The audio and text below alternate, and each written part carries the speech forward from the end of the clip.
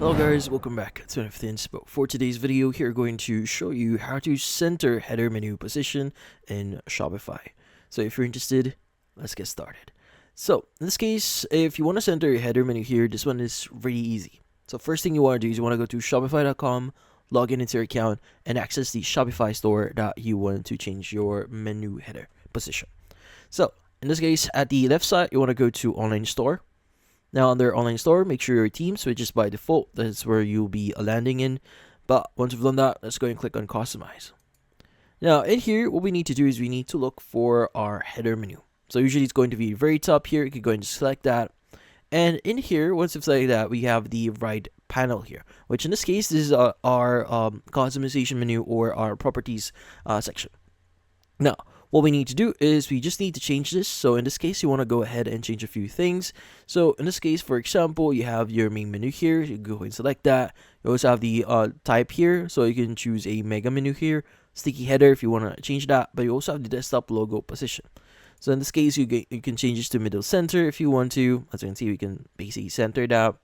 But if you want to specifically move the home catalog and contact section here, what you need to do is you need to scroll down a bit here and you want to go ahead and choose custom CSS. Now, since the option itself or the setting itself is not available in here, we need to manipulate it in a bit. So this one is pretty easy. So we'll be using the CSS padding here. So by the way, there are going to be some basic tutorials on how to use CSS. So I'm just showing you a little bit here. So what you need to do is you just need to identify which is the what class this is using. So usually it's going to use the header underscore inline dash menu here. So usually that is the appropriate class that this header is actually using. So as you can see, since I paste my CSS here, I added a padding or left padding here of 200 px. I was able to move it around.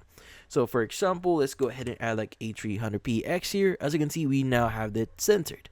Now in this case, currently this is the only way that you do this. So if you want to really use this, you need to use your own CSS for this one. So obviously there are going to be some few customizations to adapt to certain screens.